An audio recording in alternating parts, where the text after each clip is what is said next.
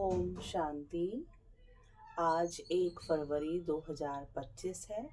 सुनते हैं आज बाबा के साकार मधुर महावाक्य।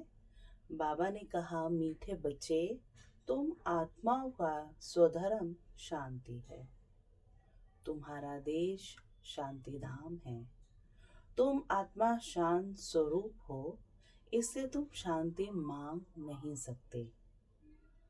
तो शांति चाहिए तो उसके लिए क्या करना पड़ेगा?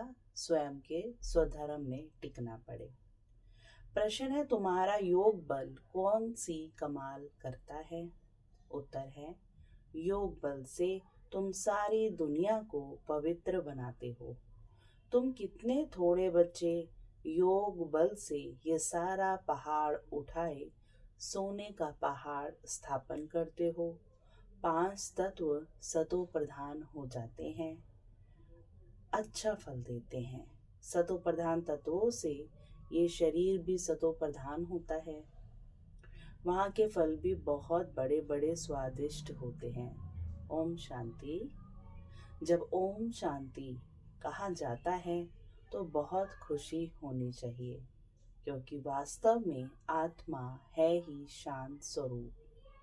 उसका स्वधर्म ही शांत है। इस पर सन्यासी भी कहते हैं, शांति का तो तुम्हारे गले में हार पड़ा है।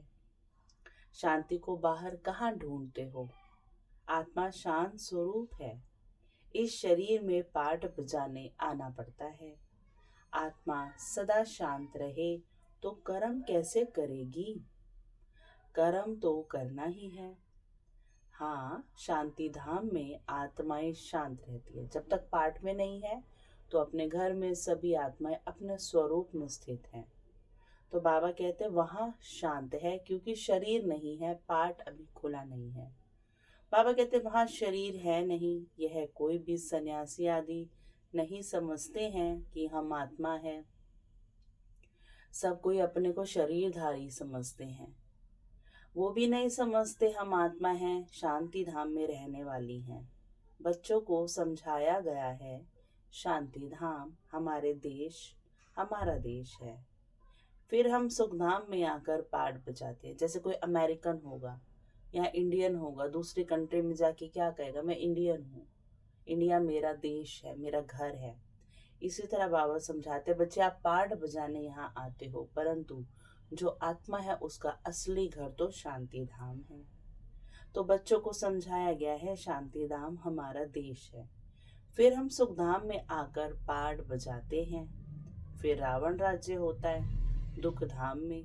ये 84 जन्मों की कहानी है। मानो 84 जन्म बीतते बीतते ये सुख धाम से दुख धाम में बदल जाता है। फिर परमात्मा आते हैं। भगवान आज है ना अर्जुन प्रति कि तुम अपने जन्मों को नहीं जानते हो। उसमें दिखाया गीता में कि श्री कृष्ण बोलते हैं, उनको भगवान मतलब श्री कृष्ण को भगवान दिखाया गया है, और वो अर्जुन को बोलते हैं कि हे अर्जुन, तुम अपने 84 जन्मों को नहीं जानते। तो यहाँ बाबा हम सब बच्चों को बोलते हैं कि हे आत्माएं, तुम अपने 84 जन्मों को नहीं जानते हो। बाबा कहते एक को क्यों कहते हैं उसमें? क्योंकि एक की गारंटी है। इन राधे कृष्ण की तो गारंटी है ना, तो इनको ही कहते हैं। ये बाप भी नहीं जानते, बच्चे भी नहीं जानते कि यह जो सब बच्चे हैं सब तो 84 जन्म लेने वाले नहीं हैं। कोई बीच में आएंगे, कोई अंत में आएंगे। इनकी तो सर्टेन है, राधे कृष्ण की तो निश्चित है, सर्टेन है। इनको कहते हैं बाबा, हे बच्चे। तो यह अर्जुन हुआ ना, रथ पर बैठा है ना। बच्चे खुद भी समझ सकते हैं हम जन्म कैसे लेंगे। सर्विस ही नहीं करते हैं तो सतयुग नई दुनिया में पहले कैसे आएंगे? इनकी तकदीर कहाँ है? पीछे जो जन्म लेंगे उनके लिए तो पुराना घर होता जाएगा ना। मैं इनके लिए कहता हूँ जिनके लिए तुमको भी सर्टेन है। शिव बाबा ब्रह्मा बाबा के लिए कहते हैं, बाबा कहते हैं इनके लिए तो तुमको भी निश्चित है ना, कि इनकी भावी निश्चित है। तुम भी समझते हो मम्मा बाबा 84 जन्म देते हैं। कुमार का है, जनक है, ऐसे ऐसे महारथी जो हैं वे 84 जन्म लेते हैं। जो सर्विस नहीं करते हैं तो जरूर कुछ जन्म बाद में आएंगे। समझते हम तो नापास हो जाएंगे, पिछाड़ी में आ जाएंगे।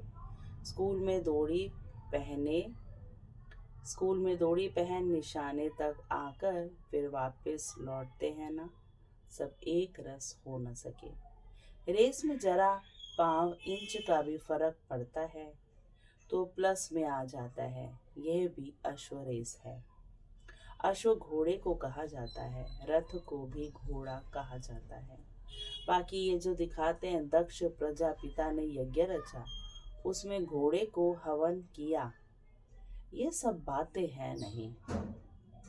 बाबा कहते इस ज्ञान में, इस राजयोग में बच्चे तुम्हें आत्मा का ज्ञान मिलता है, तो तुम देह सहित सारी दुनिया को इसमें हवन करते हो, माना बुद्धि से भूलते हो। तो बुद्धि से वो क्या हो जाता है, हवन हो गया, मतलब भूल गया। तो फिर बाबा कहते घोड़े को हवन करके क्या प्राप्ति होगी। तो अश्व माने इस शरीर की बात बाबा करते हैं। तो भगवान बताते हैं, शिव बाबा बताते हैं, सब बातें हैं नहीं, ना दक्ष प्रजापिता है, ना कोई यज्ञ रचा है। ये केवल शास्त्रों की दंत कहानी मतलब जितने मुख उतनी बातें। पुस्तकों में भक्ति मार्ग की कितनी दंत कथाएं हैं, उनका नाम ही है कथा। कथा माने कहानियां। बहुत कथाएं सुनते हैं, तुम तो यह पढ़ते हो, हम यहाँ सुनते नहीं, मत सुनते तो हैं, परंतु ये पढ़ाई है। पढ़ाई को कथा थोड़े ही कहेंगे। अब स्कूल में बच्चों को कथा सुनाना शुरू कर दो, क्या वो कुछ बन पाएंगे? और पढ़ाएंगे तो कुछ ना कुछ बनेंगे।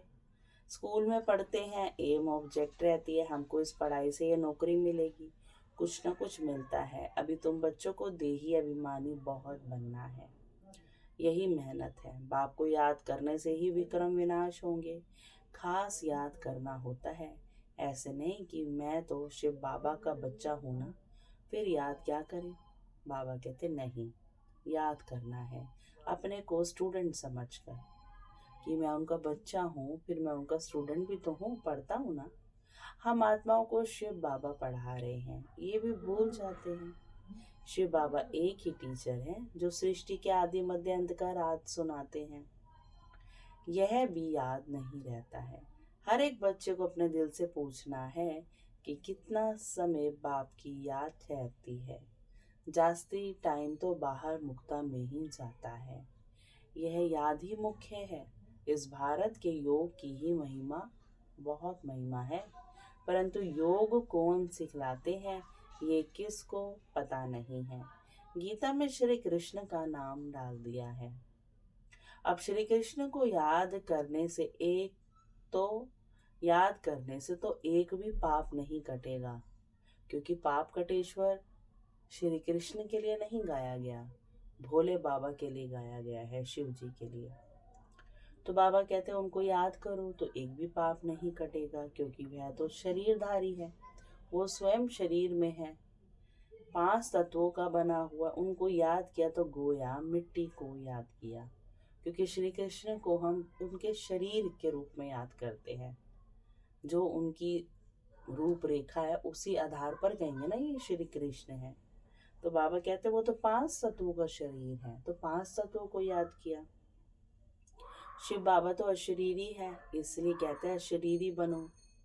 कहते हैं ना अजन्मा योनि है, मुझ बाप को याद करो। कहते भी हो हे पतित पावन, वह तो एक हुआ ना। युक्ति से पूछना चाहिए गीता का भगवान कौन। भगवान रचयिता तो एक होता है। अगर मनुष्य अपने को भगवान कहलाते भी हैं तो ऐसे कभी नहीं कहेंगे कि तुम सब हमारे बच्चे हो। कोई अपने को बड़े बड़े गुरु सन्यासी भगवान भी कहें, पर कभी सुना है वो कहेंगे हमारे बच्चे हो? या तो कहेंगे तत्वम, तुम भी भगवान हो, या कहेंगे ईश्वर सर्वव्यापी है, हम भी भगवान तुम भी भगवान, जिधर देखता हूँ तू ही तू, पत्थर में भी तू, ऐसे कह देते हैं। तुम हमारे बच्चे हो ये कह नहीं सकते, ये तो बाप ही कहते हैं। क्या कहते हैं बाबा? हे मेरे लाडले रूहानी बच्चों, ऐसे और कोई कह न सके। मुसलमान को अगर कोई कहे मेरे लाडले बच्चों तो थप्पड़ मार दे।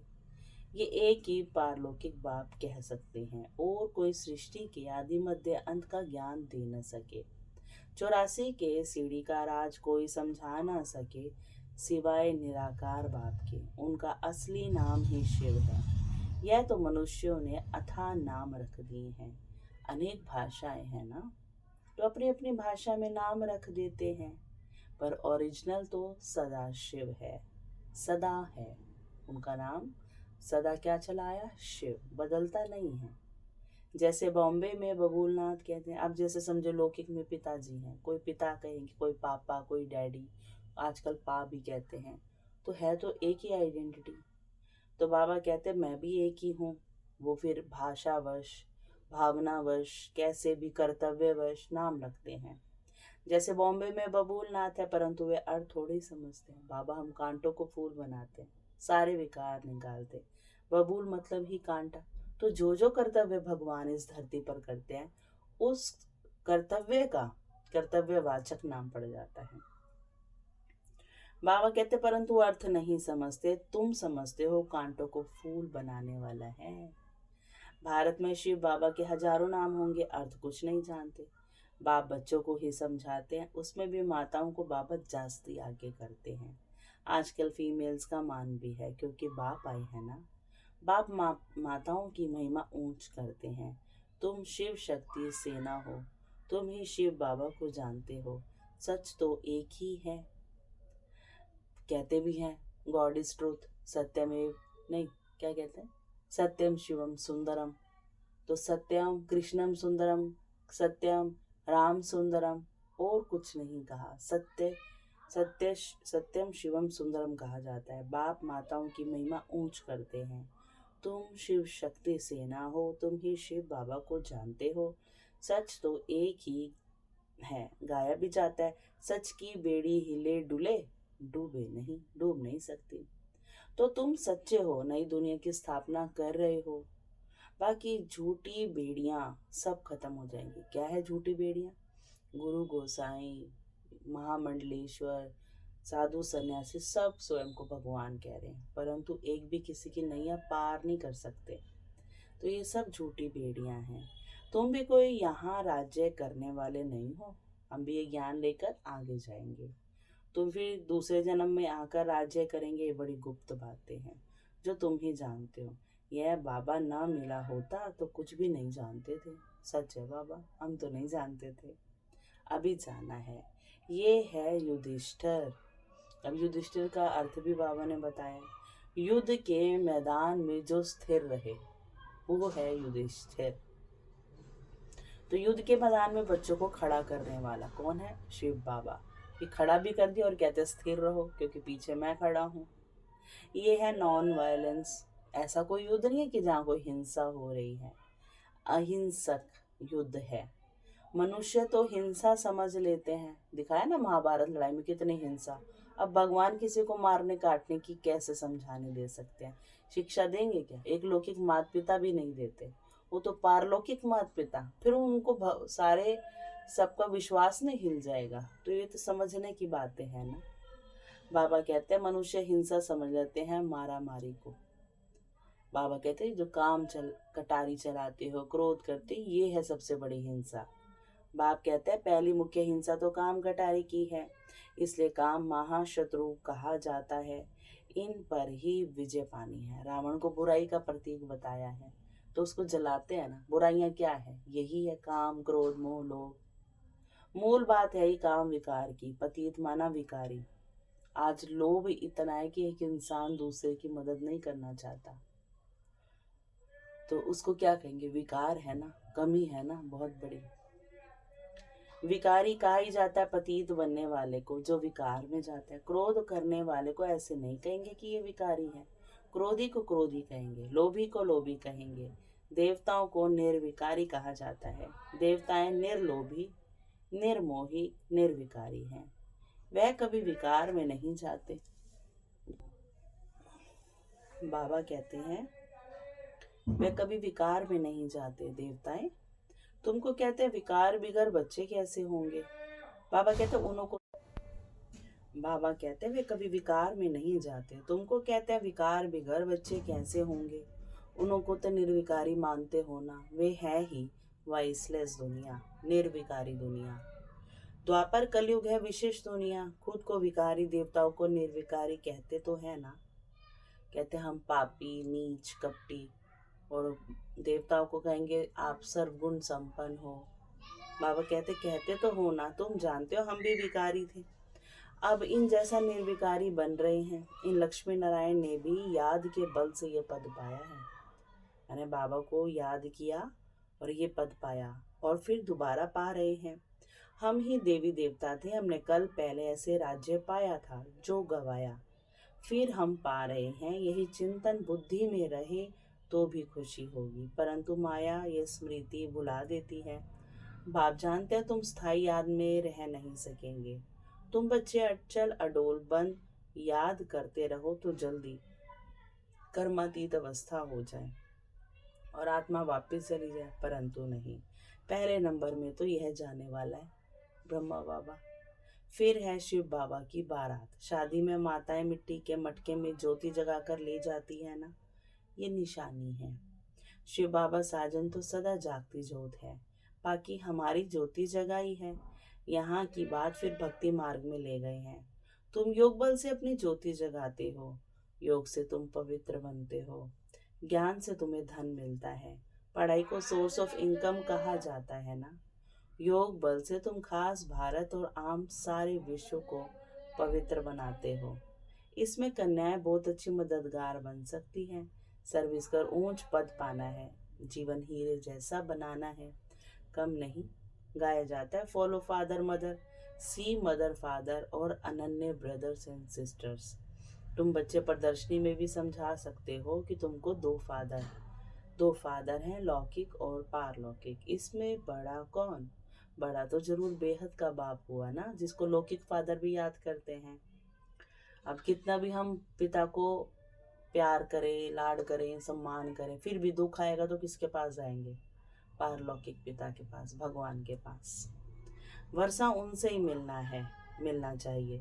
अभी वर्षा दे रहे हैं, विश्व का मालिक बना रहे हैं। भगवान वाच है, तुमको राजयोग सिखाता हूँ, फिर तुम दूसरे जन्म में विश्व के मालिक बनेंगे। बाप कल भारत में आकर भारत को बहुत साहूकार बनाते हैं। तुम विश्व के मालिक बनते हो इस पढ़ाई से। उस पढ़ाई से क्या मिलेगा? यहाँ तो तुम हीरे जैसा बनते हो 21 जन्म लिए। उस पढ़ाई में रात दिन का फर्क है। ये तो बाप टीचर गुरु एक ही है। तो बाप का वर्षा, टीचर का वर्षा और गुरु का वर्षा बाबा सब देते हैं। अब बाप कहते हैं बच्चे देह सहित सबको भूलना है। आप मुए, मर गई दुनिया। बाप के अडॉप्टेड बच्चे बने, बाकी किसको याद करेंगे? दूसरे को देखते हुए जैसे कि दिखते नहीं। पाठ में भी आते हैं परंतु बुद्धि में है। अब हमको वापस घर जाना है, फिर यहाँ आकर पाठ बजाना है। यह बुद्धि में रहे तो भी बहुत खुशी रहेगी। बच्चों को देह भान छोड़ देना चाहिए। ये पुरानी चीज यहाँ छोड़नी है, अब वापस जाना है। नाटक पूरा हुआ, पुरानी सृष्टि को आग लग रही है। अंधे की औलाद अंधे अज्ञान नींद में सोए पड़े। कितना भी उठाओ, सुजा करो, उठो, देखो भगवान आया, स्वयं को आत्मा समझो, पर जगते ही नहीं। मनुष्य तो समझेंगे ये सोया हुआ मनुष्य दिखाई देता है, परंतु यह अज्ञान नींद की बात है जिससे तुम जगाते हो। ज्ञान अर्थात दिन है सतयुग, अज्ञान अर्थात रात है कलयुग। यह बड़ी समझने की बातें हैं। कन्या शादी करती है तो माता पिता, सास ससुर आदि भी याद आएगा, उनको भूलना पड़े। ऐसे भी युगल हैं जो सन्यासियों को दिखाते हैं। हम युगल बनकर कभी विकार में नहीं जाते हैं। ज्ञान तलवार बीच में है। बाप का फरमान है पवित्र रहना है। देखो रमेश उषा है, कभी भी पतित नहीं बने हैं। यह डर है अगर हम पतित बने तो 21 जन्मों की राजाई खत्म हो जाएगी, देवाला मार देंगे। ऐसे कोई कोई फेल हो पड़ते हैं। गंधर्वी विवाह का नाम तो है ना। तुम जानते हो पवित्र रहने से पद बहुत ऊंच मिलेगा। एक जन्म के लिए पवित्र बनना है। योग बल से कर्मेंद्रियों पर कंट्रोल आ जाता है। योग बल से तुम सारी दुनिया को पवित्र बनाते हो। तुम कितने थोड़े बच्चे योग बल से सारा पहाड़ उड़ाए सोने का पहाड़ स्थापन करते हो। मनुष्य थोड़े ही समझते हैं, वे तो गोवर्धन पर्वत पिछाड़ी परिक्रमा करते रहते हैं, परिक्रमा देते रहते हैं। ये तो बाप ही आकर सारी दुनिया को गोल्डन एजेड बनाते हैं। ऐसे नहीं कि हिमालय कोई सोने का हो जाएगा, वहां तो सोने की खानियां भरतू हो जाएंगी। 5 तत्व सतो प्रधान है, फल भी अच्छा देते हैं। सतो प्रधान तत्वों से शरीर भी सतो प्रधान होते हैं। वहां के फल भी बहुत बड़े बड़े स्वादिष्ट होते हैं, नाम ही है स्वर्ग। तो अपने को आत्मा समझ बाप को याद करने से ही विकार छूटेंगे। देहाभिमान आने से विकार की चेष्टा होती है। योगी कभी विकार में नहीं जाएंगे। ज्ञान बल तो है, परंतु योगी नहीं होगा तो गिर पड़ेगा। जैसे पूछा जाता है पुरुषार्थ बड़ा या प्रारब्ध, तो कहते हैं पुरुषार्थ बड़ा। वैसे इसमें कहेंगे योग बड़ा। योग से ही पतित से पावन बनते हैं। अब तुम बच्चे तो कहेंगे हम बेहद के बाप से पढ़ेंगे। मनुष्य से पढ़ने से क्या मिलेगा? मास में क्या कमाई होगी? यह है तुम एक एक रत्न धारण करते हो, ये है लाखों रुपयों का। वहाँ पैसे की गिनती नहीं की जाती, अनगिनत धन होता है। सबको अपनी अपनी खेतियां आदि होती हैं। अब बाप कहते हैं हम तुमको राजयोग सिखलाते हैं। ये है एम ऑब्जेक्ट। पुरुषार्थ करके ऊंच बनना है। राजधानी स्थापन हो रही है। इन लक्ष्मी नारायण ने कैसे प्रारब्ध पाई? इनकी प्रारब्ध को जान गए तो बाकी क्या चाहिए। बाबा कहते हैं अभी तुम जानते हो, कल 5000 वर्ष बाद बाबा आते हैं, आकर भारत को स्वर्ग बनाते हैं। तो बच्चों को सर्विस करने का उमंग होना चाहिए। जब तक कोई को रास्ता नहीं बताया है, खाना नहीं खाएंगे। इतना उल्लास उमंग हो तब ऊंच पद पा सकते हैं। अच्छा, मीठे मीठे सिकील दे बच्चों प्रति माता पिता बाप दादा का याद प्यार और गुड मॉर्निंग। रूहानी बाप की रूहानी बच्चों को नमस्ते। हम रूहानी बच्चों की रूहानी माता पिता बाप दादा को बहुत बहुत याद प्यार गुड मॉर्निंग और नमस्ते बाबा। फिर धारणा में बाबा ने कहा ईश्वरीय सर्विस कर। अपना जीवन 21 जन्मों के लिए हीरे जैसा बनाना है। माता पिता और अनन्य भाई बहनों को ही फॉलो करना है।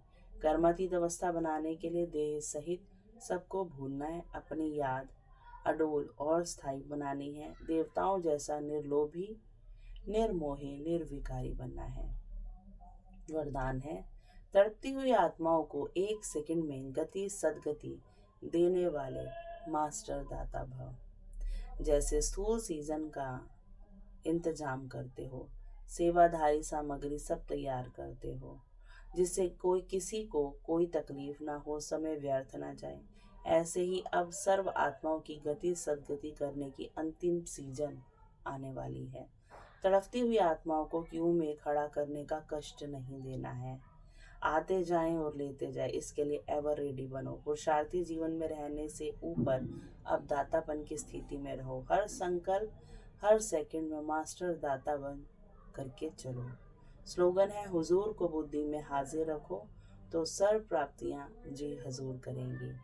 और आज का अव्यक्त इशारा है, आज का टाइटल पूरे महीने के लिए बाबा ने दिया है एकांत प्रिय बनो। एकता और एकाग्रता को अपनाओ। विस्तार है एकता के साथ एकांत प्रिय बनना है। एकांत प्रिय वह होगा जिनका अनेक तरफ से बुद्धि योग टूटा हुआ होगा और एक का ही प्रिय होगा। एक प्रिय होने कारण एक की ही याद में रह सकता। एकांत प्रिय अर्थात एक के सिवाय दूसरा ना कोई। सर्व संबंध सर्व रचनाएं एक से लेने वाला ही एकांत प्रिय हो सकता है। अच्छा, ओम शांति। शुक्रिया मीठे बाबा, शुक्रिया।